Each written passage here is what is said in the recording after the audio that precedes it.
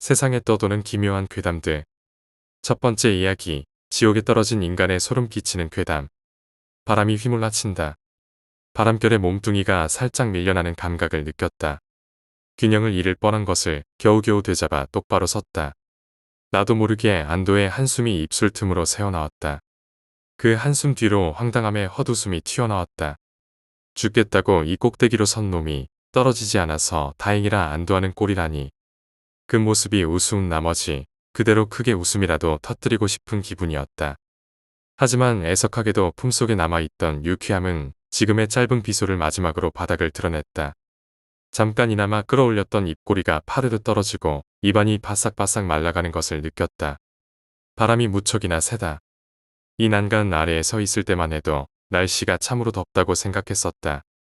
하다못해 죽기 전에는 시원한 바람이라도 불어주면 좀 좋으냐며 하늘에 대고 소리치기까지 했다. 그러나 난간 위의 세상은 너무나도 달랐다. 찜통 같은 더위는 온데간데 없이 소름 끼치도록 차가운 바람이 불어닥치고 있다. 사람 키만도 못한 시멘트 난간에 무슨 대단한 마법이라도 깃든 것일까. 실없이 그런 생각을 떠올리다가 문득 그럴싸한 답을 떠올리고야 말았다. 그래, 다른 세상인 것이다. 난간 아래는 이승이고 이 난간은 저승에 가는 문턱쯤 되는 거겠지. 그렇다면야 갑자기 싸늘한 공기가 몸을 훑는다고 해도 이상할 게 없다. 바람이 끊임없이 등을 떠민다. 뭘 망설이냐는 듯 볼품없이 찌그러진 등짝을 연신 밀어내고 있다. 마치 저승사자가 짜증을 내며 재촉하는 것만 같다. 이 자식이 모처럼 데리러 왔더니 뭘 하고 있는 거야. 그렇게 신경질을 내는 해골바가지가 바로 눈앞에 보이는 것만 같았다. 잠깐, 저승사자가 해골처럼 생겼던가? 아니다. 해골은 서양 사신이었지. 내가 아는 저승사자라면 검은 도포에 갓을 눌러쓴 옛날 사람 같은 모습이다. 왜 난데없이 거적대기를 뒤집어 쓴 해골을 떠올렸을까? 어쩌면 그쪽이 좀 더 죽음이라는 이미지가 강렬해서일지도 모른다. 어쨌거나 정말 저승사자가 내 곁에서 재촉하고 있는 것이라면 차라리 다행이었다. 애매하게 목숨줄이 붙은 채 저 까마득한 아래서 끔찍한 고통을 느낄 일만큼은 없는 것이다. 무엇보다 사후세계란 것이 정말로 존재한다는 증거가 되어줄 테지. 물론 저승은 스스로 목숨을 끊은 인간을 좋게 대우해주지 않는다지만 아무것도 없이 그저 사라져버린다는 것보다야 좋다 싶었다. 그런데 자살이 왜 그게 왜 죄야. 저들이 직접 겪어보면 그런 말 안 나올걸.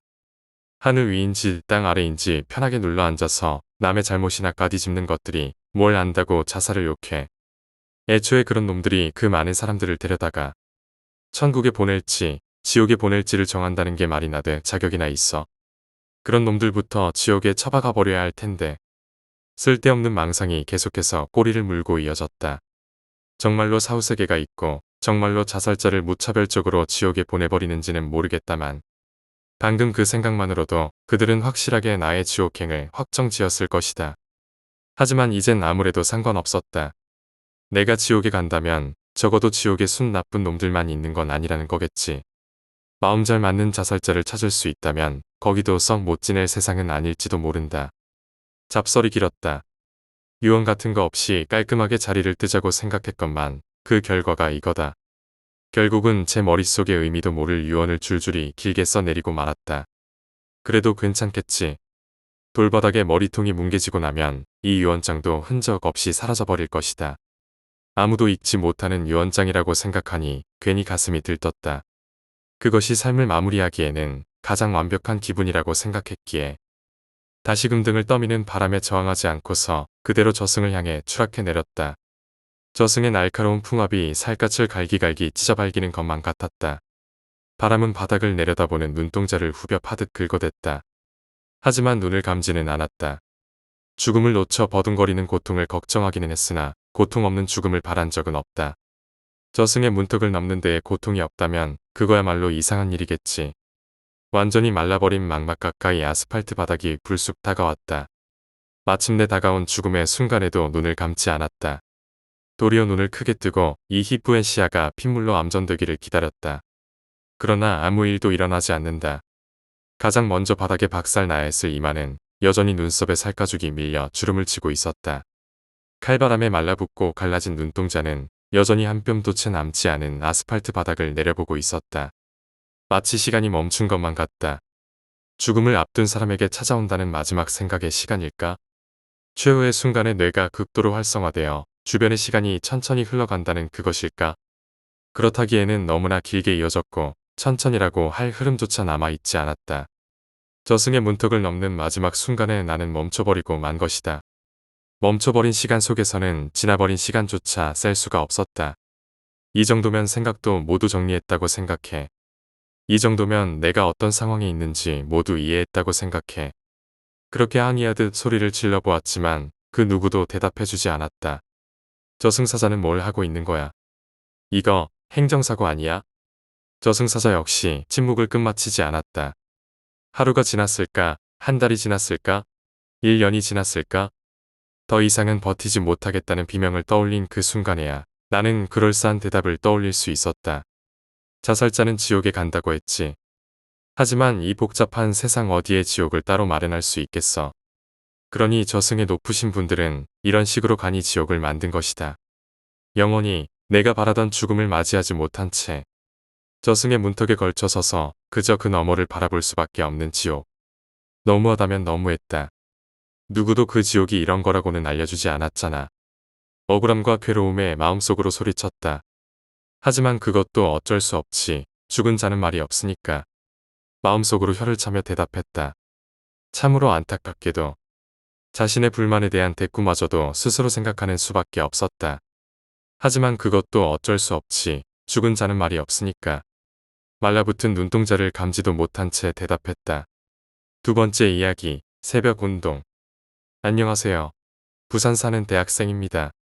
제가 겪은 실화를 얘기하자고 합니다. 때는 오전 12시. 다음 주 시험이지만 그동안 공부를 하지 않았던 저는 부랴부랴 하루 종일 공부를 했습니다. 하지만 평소에 안 하다가 갑작스레 공부한다고 머리에 다 들어가지는 않죠. 답답한 마음에 지하철 아래에 있는 산책로를 걸어가며 마음을 진정시키기로 합니다.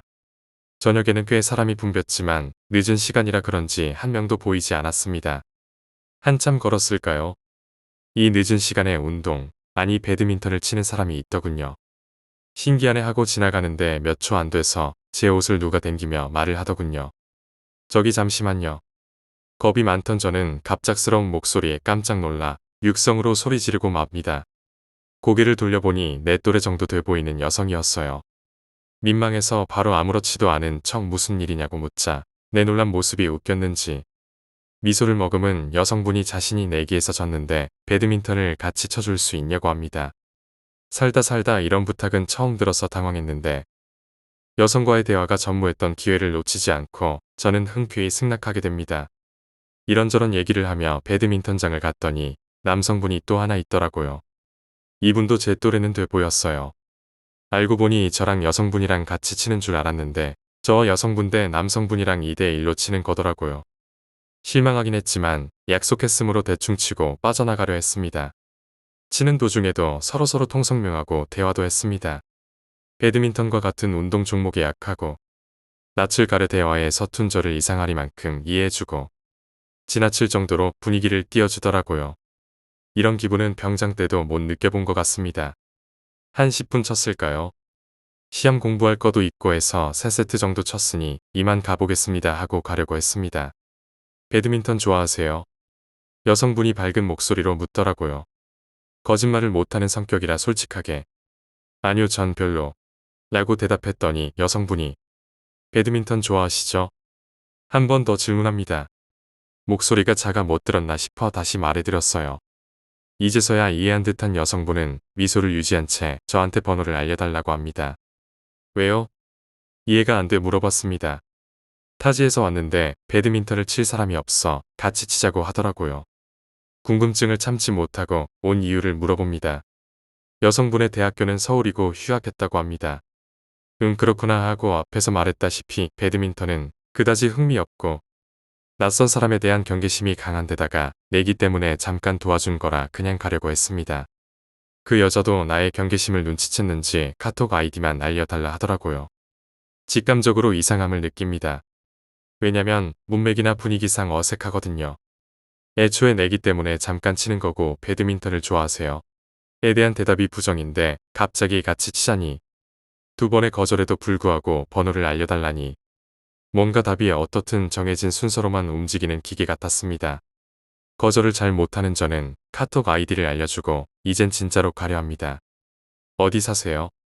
안정되고 나긋한 목소리에 이내 긴장을 풀어 무심코. 저기 바로 앞에. 잠시 정적. 순간적으로 느껴지더군요. 제 대화에 매우 집중하는 게 여기서 말을 더하면 위험할 수도 있겠다를 본능적으로 느낀 것 같습니다. 정확한 위치는 말하지 않고 원룸에 삽니다 하고 손가락으로 왼쪽을 가리켰습니다. 자기들도 그쪽인데 같이 가자고 물어보더군요. 한 3초 대답을 정지했습니다. 어떻게 해야 하지? 거절해야 하나? 아니 거절을 어떻게 하지? 저는 기지를 발휘해 마침 옆에 턱걸이 봉이 있는 걸 확인하여 저는 마저 해야 하는 운동이 있어서 나중에 간다 하고 좋게 거절에 빠져나왔습니다. 근데 그분들 안 가고 배드민턴을 계속 치고 계시더라고요. 턱걸이 한 20분 더 했나? 그분들이 오더니 같이 턱걸이 해도 되냐고 합니다. 여기서부터 의심이 확신이 들었죠. 아니 처음 보는 사람인데 굳이 이렇게까지 친해지고 싶나? 이상해. 잔뜩 긴장을 하고 있었습니다. 남성분이 턱걸이 한번 보여주더니 저보고 한번 보여달라고 합니다. 은근히 승부욕 있는 평소에 저라면 했겠지만 내가 턱걸이 하는 동안 뒤치기 하면 어떻게 하지 걱정에 앞서 저는 잘못해서요. 거절을 했지만 말을 계속 이어나가려 하는 그분들의 대화에 최대한 고개만 끄덕이며 중단하려 했습니다. 몇 분째 안 돼서 대화가 진행되지 않아 그런지 그분들은 시간이 늦어 집에 간다 하고 작별 인사를 하고 갑니다. 작별 인사를 할 때 밝은 미소를 띤 저였지만 속으론 드디어 간의 안도의 한숨을 쉬었죠. 그래도 해코지하려 했던 사람이면 어떻게든 뭘 했지 않았을까? 내가 의심이 너무 많았던 건가 하고 죄송스럽던 마음이 들기도 했습니다. 세 번째 이야기, 차 밑에 아저씨. 어릴 때 천안에 살았었는데요. 그때 당시 가족들과 가난한 주공단지에 옹기종기 살았었죠. 아버지는 잦은 출장으로 주말 외에는 집에 안 계셨고 어머니는 항상 일하느라 밤늦게 집에 오시는 데다 오빠는 따로 살아서 저는 거의 혼자였네요. 동네에 어릴 때부터 같이 자란 베프가 사는데 걔는 동만 다른 동에 살았었고 학교가 끝나면 거의 붙어 지냈어요. 그 친구는 할머니가 중풍 때문에 요양원에 입원하셨고 부모님은 집 나가서 혼자 생활해야 하는 애였어요. 그래서 중학교를 관두고 근처 주유소 아르바이트를 하면서 생계 유지를 했죠. 밤늦게 알바가 끝나는데 여자 혼자 외진 아파트 단지로 오자니 애가 너무 무서워해서 걔가 저한테 전화하면 제가 큰 사거리까지 미리 나와서 친구를 집까지 데려다 주곤 했어요. 그날도 여느 때와 같이 친구를 집까지 데려다 주고 전 다시 집으로 가는 길이었어요. 단지의 주차장이 넓어서 그곳을 쭉 가로질러 반대편으로 가야 제가 사는 동이 나오거든요. 근데 갑자기 누가 부르는 소리가 들리는 거예요. 잘못 들었나 싶어서 이어폰을 빼고 둘러보니 아무도 없더군요. 뭐지? 하고 잘못 들었나 싶어서 그냥 가려는데 이리 와봐. 이러는 거예요. 진짜 막 무서워서 주위를 둘러보니 웬걸 어두워서 얼굴은 자세히 안 보였는데 어떤 아저씨가 차 후방 쪽 양바퀴 사이로 상체만 내민 채로 누워서 저를 부르는 거였어요. 그 기괴한 모습을 처음 봤을 뿐더러 왜 그러고 있는지 도무지 이해가 안 가서 소리 지르면서 도망갔죠. 진짜 공포감에 다리가 풀릴 것 같은데 힘을 짜내서 도망갔어요. 울면서 1층에서 엘리베이터를 막 눌렀죠. 저희 아파트는 동마다 1층에 경비실이 있었는데 경비 아저씨가 그 모습을 보고는 놀래서 따라 나오시더라고요. 무슨 일이냐고 물어보시기에 보았던 걸 얘기했는데 경비 아저씨 얼굴이 굳더니 삽자루를 꺼내시곤 어디냐고 묻는 거예요. 106동 앞이라고. 현관 계단 바로 앞쪽 검은 차 밑이라고. 그랬더니 막 달려가시기에 저도 모르게 용기가 생겨서 따라갔죠. 근데 아무도 없는 거예요. 그 일에서 3분 사이에 도망을 간 건지 차 밑은 비어 있었죠. 경비 아저씨는 앞으론 밤에 혼자 다니지 말라고 하셨고 저도 그 뒤론 혼자 다니지 않았어요. 도대체 상체 가슴까지만 내밀고 차 밑에 일자로 누워있던 아저씨는 누구였을까요? 왜 그러고 누워서 저를 불렀던 걸까요? 아니 사람이 맞기는 한 건가? 아직도 이해가 안 가는 사건이었네요. 후지고 가난한 동네라 별 미친 일 다 겪고 살았지만 아직도 생각하면 소름 돋는 역대급 미친놈이었습니다. 네 번째 이야기, 하고 싶지 않은 이야기. 첫 번째 가위를 눌렸을 때는 중학교 1학년 1학기 기말고사가 끝났을 때였어요. 태어나서 처음으로 시험 공부를 하면서 밤을 새워보았고 시험을 그렇게 오랫동안 본 적은 처음이었어요. 그래서 많이 피곤한 상태로 기말고사가 끝나자마자 할아버지가 계신 시골로 사촌과 함께 쉬러 갔었습니다. 할아버지 얼굴도 뵐 겸해서요. 도착해서 사촌과 한바탕 마당에서 놀고 할아버지 방에 들어와 선풍기를 틀고 저는 침대에 눕고 사촌은 의자에 앉고 할아버지는 방석 위에 앉으셨습니다. 그러다가 TV를 보며 얼마 지나지 않아 제가 잠깐 잠이 들었어요. 문제는 그때부터였습니다. 이상한 비릿한 냄새가 나더니 저를 잠에서 깨웠고 방은 고요했습니다.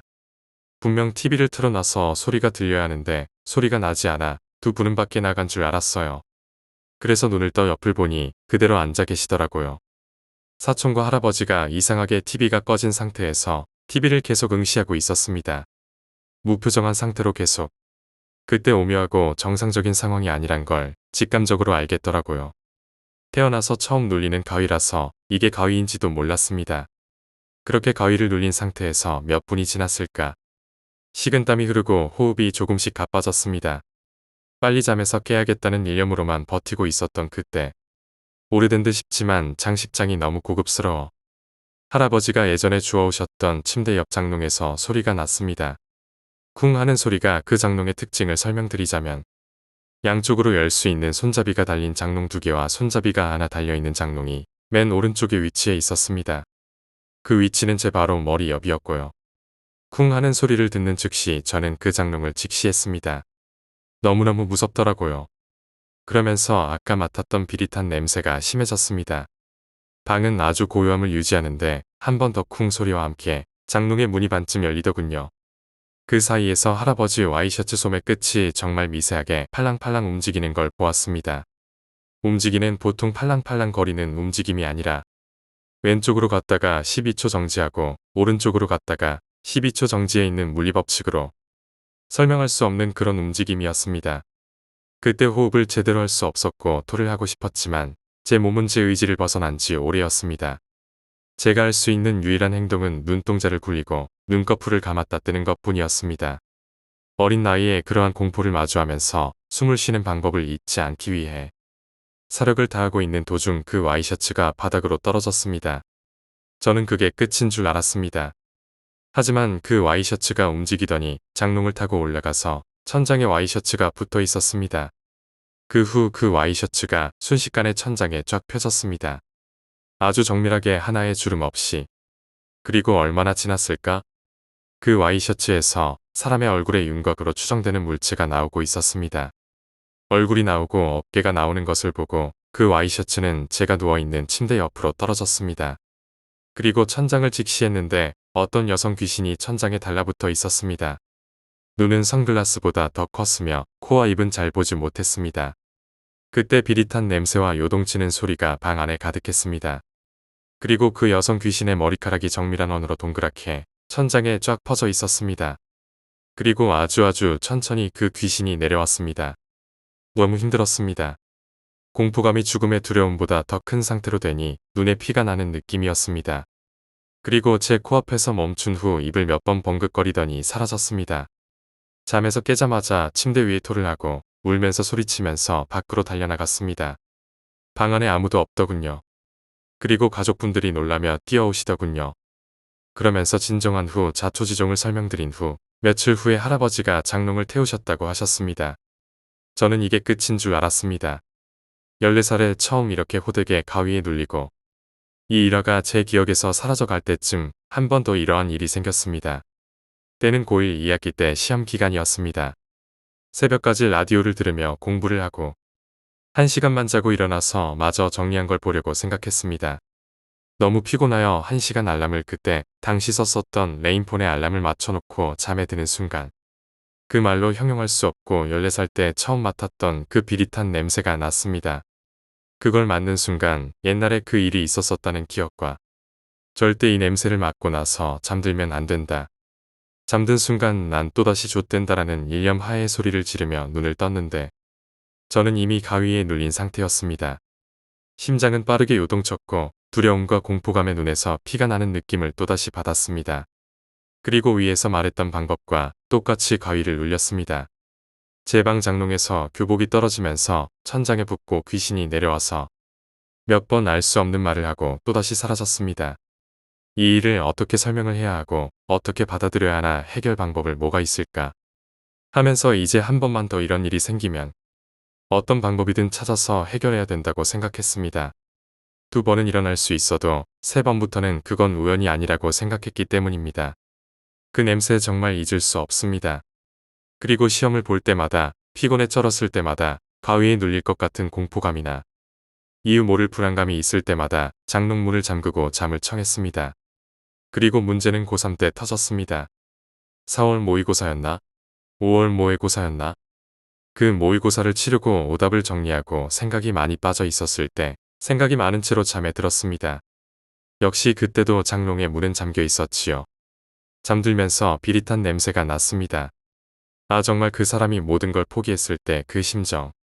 곧 내가 죽음과 함께 하겠구나라는 그 허탈감과 무기력한 한숨이 제 입 밖으로 나오면서 눈을 질끈 감았습니다. 허나 안도를 할 수 있었던 건 장롱의 문을 잠가서 나오지 못할 거라는 거 하나였습니다. 역시나 장롱의 문이 열리려고 쿵쿵거리며 들썩였습니다. 하지만 열리지는 않았고 수분 내에 잠잠해졌습니다. 그리고 안도하고 이제 가위가 풀리기를 기다렸습니다. 하지만 시간이 지나도 가위는 풀리지 않았고 저는 억지로 가위에서 깨려고 노력을 했습니다. 그때 쿵쿵 소리가 또다시 들렸습니다. 이번엔 장롱이 아니라 창문에서 나오더군요. 열려있지 않은 어떠한 문에서요. 그러면서 상당히 빠르게 저에게 접근했습니다. 그리고 천장에 달라붙어 내려오더니 진짜 사람이 모든 것을 잃은 듯한 웃음으로 한껏 웃더니 이러면 못 나올 줄 알았나 봐 이 말을 하고 사라졌습니다. 그 후에 일어나서 바로 어머님께 말씀을 드렸습니다. 나 이런 일이 있었다. 두 번째까지는 참았는데 세 번째부턴 이제 못 참겠다. 어떡하냐. 너무 힘들다라고 어머님께 모든 일을 다 말씀드렸습니다. 그날 어머님이랑 같이 잠을 청했습니다. 아침 해가 뜰 때까지 어머님이 저를 계속 토닥여 주셨고 저는 그날 밤은 푹 잘 수 있었습니다. 해가 뜨고 어머님이 오늘은 학교 가지 말고 자기랑 저랑 같이 다녀오자고 말씀하셨습니다. 몇 시간 차를 타고 도착하고 나서 입구에서부터 스님이 입구를 청소하고 계신 모습이 보였습니다. 그러면서 한숨을 쉬며 들어가고 있는데 그 스님이 갑자기 저에게 귀신 부뒀네 하며 껄껄 웃으셨습니다. 그러면서 아무 말 없이 절 안으로 들어가며 정말 아무렇지 않게 일상 이야기 몇 마디 하시더니 그냥 강아지 한 마리 키워라고 정말 퉁명스럽게 말씀하셨습니다. 그러고 나서 집에 돌아온 후에 어머님이 강아지 한 마리를 데려오셨습니다. 2살 실크 테리어 여자아이를 데려왔습니다. 이 아이가 얼마나 귀엽고 예쁜지 애교도 많은지 오자마자 제가 가지고 있는 사랑과 정을 모두 이 아이에게 주었고 저는 그 뒤로 가위를 눌리지 않습니다. 하지만 이 이야기를 다른 사람에게 꺼낼 때면 항상 오른쪽 어깨가 저릿합니다. 군대에서 이 이야기를 해주었습니다. 맞선임에게 이 이야기를 해드릴 때 상황이 오전타냐고 근무 나가서 해드리고 오후에는 그 패스트 페이스 군용물품 전부 다 싸고 출동하는 훈련익에 잡혀 있어서 제 옆에서 맞선임이 도와주고 계셨습니다. 막 정신없이 물품을 싸고 있는데 야삽이 위에서 오른쪽으로 어깨에 떨어졌습니다. 악! 하고 주위를 둘러봤는데 아무것도 떨어지지 않았더군요. 탄약고에서 선임과 함께 이야기를 마치면서 이 이야기를 하고 나면 어깨가 아프다라는 말로 매짐을 지었는데 어깨를 부여잡고 아파하고 있는 제 모습을 보더니 선임 얼굴이 굳은 채로 무서우니까 하지 말라면서 침낭 싸는 걸 조용히 도와주셨습니다. 그 이후로 이 이야기를 잘 하지 않을 뿐더러 이제는 귀신을 믿고 있습니다. 오늘 밤에 장롱문을 잠가야 할까요? 5번째 이야기. 어떤 폐가 겨울 지방의 한 중소도시에 20대 초반의 불알 친구 넷이 술을 마시는데 그날따라 술자리가 너무 지루했대. 곧 군대도 가야 되고 마음도 복잡하고 그래서 술 게임도 하고 별 난리를 다 쳐봤는데도 뭔가 계속 허전했다는 거야. 그래서 그 도시 외곽에 사람 발 안 닿는 곳에 무섭기로 유명한 폐가가 있었거든. 근데 곧 군대 갈 애들이 가기 전에 친구끼리 추억 만든다고 미친 듯이 놀면서 추억 쌓듯이 걔네도 뭔가를 쌓고 가고 싶었나 봐. 그래서 한 놈이 몰래 아빠 차를 훔쳐서 그 폐가로 갔어. 거긴 주변에 폐가 말고는 숲이라서 차가 안 다니거든. 근데 그 중에 좀 겁 많은 친구가 있었거든. 걔가 자꾸 그냥 돌아가자고 자긴 이 정도면 많이 한 거라고. 여기까지 와봤으니까 이쯤이면 추억 쌓았다면서 무섭다고 가자는 거야. 근데 남자애들끼리 모이면 어떠냐? 조까 이러고 셋이서 겁쟁이 끌고 들어갔지. 2층짜리 공장이 붙어있는 집인데 처음엔 공장 건물부터 갔대. 문을 열고 1층을 둘러봤는데 방직 공장이었는지 망가진 재봉틀이 좀 있고 1층엔 별게 없었대. 그리고 2층에 갔는데 거긴 직원들 기숙사였나봐. 막 불에 탄 흔적도 보이고 좀 오싹한 곳 같아서 다들 조금씩 무서워지긴 했다더라고. 그렇게 2층을 뒤지며 놀던 중에 한 명이 오줌 마렵다면서 바로 그 자리에서 소변을 보는 거야. 어차피 폐가니까 그러고 나서 뭐 별거 없이 공장 건물을 나왔대. 근데 아까 오줌 싼 애가 오줌 쌀 때 폰을 옆에 내려놨는데 깜빡했다고 금방 가져오겠다면서 들어갔거든. 어차피 한 3분 정도면 금방 갔다 올 정도니까. 근데 꽤 오래됐는데도 안 오는 거야. 그래서 좀 뭔가 이상한 느낌에 들어가려는데 겁 많은 친구가 막 무서워서 내가 들어오지 말자고 그랬잖아. 이러면서 난리를 치는 거야. 그래서 성질 좀 있는 친구가 그럼 넌 그냥 여기서 기다려. 이러고 일단 오줌 싸게 찾으러 둘만 들어왔지. 1층엔 없고 2층을 가보니 걔가 엎드려서 바닥에 얼굴을 받고 있더래. 가까이서 보니 자기가 오줌 싼 바닥을 핥고 있더래. 그래서 친구들이 말리면서 일으키려고 몸을 들춰보니 눈에 흰자가 시뻘개져 가지고 침 흘리면서 몸을 뒤로 꺾으며 발작을 하는 거야. 깜짝 놀라가지고 둘이 부축하면서 밖으로 데려왔더니 겁 많았던 친구는 오줌 싸개가 막 그러는 거 보고 갑자기 그러게 내가 들어오지 말 쨌잖아 라는 말을 계속 중얼중얼 거렸어. 하지만 무시하고 폐가를 나가려는데 뒤에 따라오면서 하도 중얼대니 아까 그 성질 있다는 친구가 닥치라고 그랬어. 그러니 조용해지더라. 그렇게 오줌 싸개를 차에 태웠지. 근데 태우고 보니 또 겁쟁이가 안 보이는 거야. 그래서 같이 부축한 애한테 물어보니 아까 내가 닥치라 했더니 갑자기 그 자리에 삐졌는지 멈춰서 안 따라오더래. 그러려니 하고 알아서 오겠지 했는데 안 왔나 봐. 그래서 데려오려고 둘이 다시 무서움을 무릅쓰고 폐가로 들어갔어. 멈춰 있었다는 자리에 가봤더니 애는 없고 입었던 옷이 주택 건물 쪽으로 하나씩 벗어져 있더래. 솔직히 둘이 존나 무섭잖아. 근데 어떻게 불알 친군데 귀신이 있어도 의리로 데리고 가야지. 그래서 시발시발 하면서 주택을 둘이 뒤지던 중에 건물이 3층이었거든. 3층에는 다락방 하나만 있는 거기서 겁쟁이를 찾은 거야. 근데 애가 어디서 났는지 다 해진 원피스 같은 걸 입고 이마를 벽에 찍고 있었어. 그래서 둘이 가서 말리려는 찰나에 애가 뒤로 돌더니 웃으면서 손에 쥐고 있던 벽돌로 성질 있다는 친구 머리를 막 찍었어. 그래서 어떻게 둘이 도망쳐 나왔어. 근데 더 무서운 건 우리가 대문을 나오니까 겁쟁이 친구가 대문에서 계속 웃으면서 쳐다보더니 다시 들어가는 거야. 그리고 옆에 친구를 보니까 애는 도망쳐 나오면서 하도 맞아서 피를 철철 흘리고 있었어. 그래서 일단 차에 태우고 병원으로 출발했지. 그러면서 가는 길에 경찰에 전화해가지고 친구 넷이 폐가에 왔는데 둘은 다치고 한 명은 정신이 나가서 폐가 안에 있는데 자기는 다친 친구들을 태우고 병원 응급실에 먼저 갈 테니 자기 친구 좀 찾아주세요라고 전화를 했대. 그래서 경찰이 가보니 병원 간다던 차 옆에 한 친구는 누워서 거품 물고 있고 한 명은 대문에서 온몸에서 피를 흘리고 쓰러져 있고 전화한 그 친구는 핸드폰을 귀에 대고 희죽희죽 웃으며 아까 경찰의 한 전화 내용을 반복하면서 폐가를 계속 돌고 있더래. 그리고 경찰들이 폐가를 샅샅이 뒤졌는데 결국 겁쟁이 친구는 못 찾고 그렇게 됐대.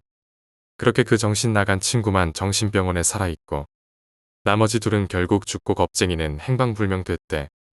근데 그 폐가가 예전에 80년대 공장이었는데 공장 직원 하나가 사장님 처녀 딸을 좋아해서 계속 구애를 하다가 안 받아주니까 직원들이랑 작당하고 집단 성폭행을 했대.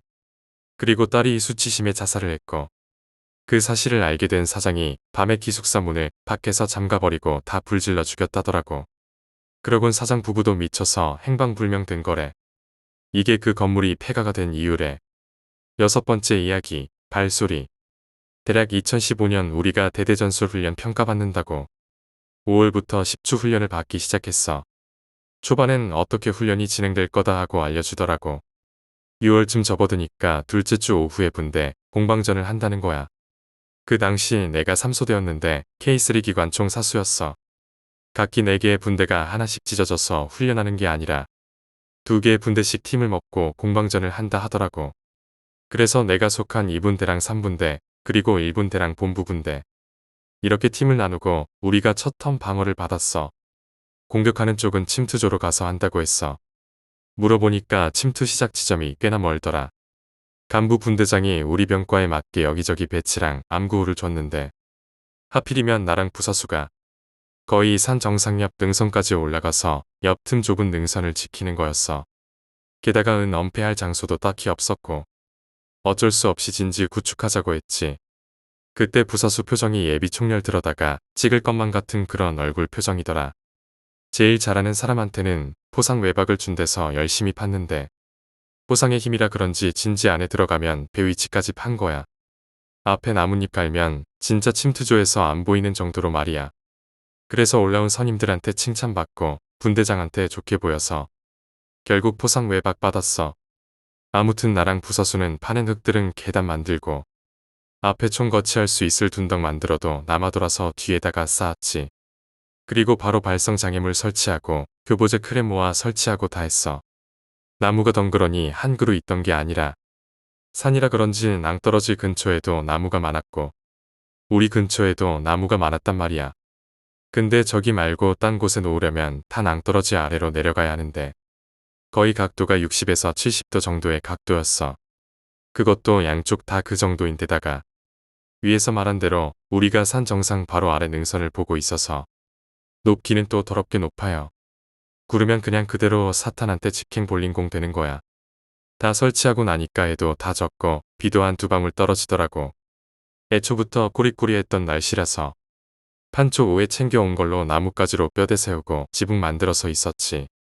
우리가 제일 끄트머리라서 우리한테까지 정보가 잘 전달되려면 뒤에 진지에서 와서 전달해줘야 하는데 비가 풀 때리는 소리에 묻히고 날이 어두워서 껌해서 아무것도 안 보이는데 진지 만들면서 나온 흙더미 때문에 진짜 더 안 보였어. 그렇게 수화가 이번 뚫리니까 발자국 소리라도 잘 듣자 하는데 비가 더 굵어지니까 떨어지는 소리가 진심 발자국 소리 같은 거야. 나뿐만이 아니라 부사수도 계속 돌아보고 진짜 으스스해지기까지 하니까 그 분위기 풀어보려고 조용하게 농담 따먹기 했지. 비가 심해져서 철수하라는 말을 분대장이 직접 전파하러 뒤에서 오는데 그 마지막 수화까지 완벽하게 뚫리고 철수 준비했지. 나무 위에 있는 크레모아 정리하고 발성 장애물 해제하고 다 했어. 근데 분대장이 그 길을 존나 LED 전등으로 바닥을 유심히 보는 거야. 뭐 하시냐고 물어봤지. 그러다가 하시는 말씀이 여기 발자국 그 일이 맞냐. 솔직히 장난치는 줄 알았지. 그 분대장님 장난 잘 치시거든. 근데 존나 심각하게 말하길래 봤더니 진짜로 흙바닥에 발자국이 맞은편 길목부터 크레모아 나무 주변까지 존나 다닥다닥 찍혀 있는 거야. 군대 다녀온 형들은 알겠지만 군화 밑창은 다 똑같은데 근데 거기 난 신발자국은 다른 모양이었어. 우리 전방엔 한 개 길밖에 없었고 길의 넓이가 경차가 개 조심스럽게 운전하면 건너올 수 있는 정도의 넓이였어. 발성 장애물은 길 중간 지점에 해놨고 전방만 보면 뚫릴 일은 전혀 없어서 수화 때문에 주변 후방까지 잠깐 두리번거린 거 빼고는 전방만 주시하고 있었는데 인기척은커녕 뭐가 지나간 것도 없었어. 근데 발자국이 개 찍혀 있었단 거지. 비가 진짜 오지게 오는 날 떡하니 말이야. 분대장이랑 나랑 부사수 존나 하얗게 질려서 산 아래까지 전력 질주해서 내려온 것 같아. 진짜 이분 때 기록 깬 듯해. 그거 소대장한테 보고하고 중대장 귀까지 들어가니까 중대장이 GOP 교대되면서 원래 여기 섹터였던 중대장한테 물어봤는데 거기가 예전부터 훈련하면서도 약촉해는 사람들이 지나다니면서도 실족사 고가 계속 일어나서 죽거나 다치는 사람이 많았다고 하더라고. 그래서 훈련도 못하고 지나다니지도 못하게 아예 거길 철조망지대로 메꿨대. 근데 GOP 교대할 때 그걸 인수인계를 까먹고 안 하니까 민정정찰 다니면서 방어해야 하는 중요 섹터에 뜬금없이 철조망지대가 보이니까 그냥 치웠다나 봐. 그 이후로 다시 철조망지대로 바꾸고 거기 근처로 얼씬도 안 했어. 7번째 이야기, 손톱 자국. 저는 고향 친구들과 오랜만에 모여 바다에 놀러 가기로 하고 총 7명이서 차량 2대를 렌트하여 떠났습니다. 저희가 사는 지역은 충청북도 완전 내륙 지방이라 바다에 가려면 제일 가까운 동해로 가도 약 3시간을 운전해야 했죠. 1박 2일 일정을 잡고 아침 일찍 출발하여 동해 안에 도착한 저희는 서둘러 묵을 숙소부터 찾았습니다. 이름 있는 해변가의 숙소들은 벌써 꽉 찬 상태였고 어쩔 수 없이 변두리 외진 곳으로 가야 했습니다. 그러다 사람도 거의 없는 한적한 작은 해변가를 발견했습니다. 근처엔 작은 마을이 있었는데 무당집이라고 해야 할지 무언가 종교에 연관되어 있는 것 같은 문양의 깃발이 몇몇 집에 보이는 곳이었는데 숙소만 잡으면 장땡이라는 생각에 개의치 않았습니다. 워낙 작은 마을이라 모텔은 보이지 않고 허름한 여인숙이 있었는데 다행히 방이 남아 서둘러 숙박비를 내고 낮에는 바다에서 신나게 놀고 저녁엔 술을 마시며 이런저런 이야기를 나누다 알딸딸해져 바람 쐴 겸 밖으로 나갔습니다. 마을엔 제대로 된 가로등도 몇 없어 꽤나 어두웠고 으스스한 분위기가 물씬 풍겼습니다. 저희는 무서운 이야기하며 걷다가 어느 무당집 같은 곳을 지나치게 되었습니다. 갑자기 친구 한 놈이 귀신이 서 있다며 비명을 깍 지르길래 자세히 보니 무당집 앞엔 초등학생 정도 키의 장승이 서 있었는데 절에 가면 볼 수 있는 사천왕상과 어린아이의 모습을 합쳐놓은 것 같은 꽤나 기이하게 생긴 장승이었습니다. 저희는 겁쟁이라며 친구를 놀리며 낄낄댔고 친구는 뻘쭘했는지 애꿎은 장승만 발로 툭툭 찼습니다. 제가 그러다 천벌받는다며 하지 말라고 말리려는 찰나 친구의 마지막 발길질에 장승이 넘어져 버렸습니다. 갑자기 조용하던 마을의 개들이 그 순간 일제히 미친 듯이 짖어대기 시작했고 거짓말처럼 천둥번개가 치며 장대비까지 쏟아지기 시작했습니다. 엄청난 오싹함을 느낀 저희는 누가 먼저랄 것도 없이 헐레벌떡 숙소로 돌아왔고 무언가에 대한 불안감에 휩싸여 쉽게 잠을 이루지 못했습니다.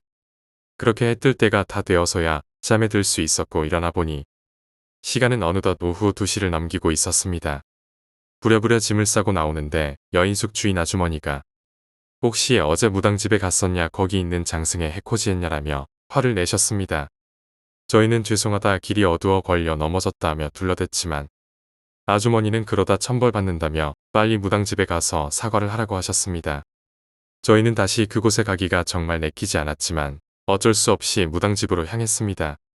무당집에 도착하여 문을 두드리니 매섭게 생긴 할머니 한 분이 나오셨고 저희는 걸려 넘어진 것이라 둘러대며 죄송하다고 말씀드렸습니다. 할머니는 저희가 거짓말을 하는 걸 아시는지 모르시는지 한참을 쏘아보시더니 됐다 그냥 가라고 말씀하시며 천벌받지 않게 기도나 하라 하시고는 쾅 소리 나게 문을 닫아버리셨습니다. 시간도 많이 늦어 이러다간 해도 질 것 같아 하는 수없이 불안한 마음을 떨치지 못한 채 간단히 해장을 하고 집으로 출발했습니다. 가는 내내 차가 막힐 것 같아 그나마 국도가 한적할 것이라고 생각하고는 국도를 타고 집으로 향하였습니다. 가다 보니 날은 저물고 하필 안개비까지 심해져 한치 앞도 안 보일 정도라 속도를 낼 수가 없었습니다. 그렇게 안개등을 켜고 깜빡이를 넣고 천천히 가고 있었는데 한참을 가는 도중 앞차에 탄 친구들에게 전화가 왔습니다. 자기네 차에서 끼익거리는 이상한 소리가 들린다며 마치 차 천장에서 무언가 긁히는 듯한 소리가 난다고 혹시 보이는 게 있으면 알려달라고 했습니다. 하지만 저희도 안개 때문에 잘 보이지가 않았고 터널이 나오면 보일 수 있으니 그곳에서 확인을 해주겠다 했습니다. 가다 보니 짧은 터널이 나왔고 그제야 주위가 밝아져 앞차의 상황을 볼 수 있었는데 뒷차의 저와 친구들은 눈앞에 보이는 것에 엄청난 공포감을 느꼈습니다.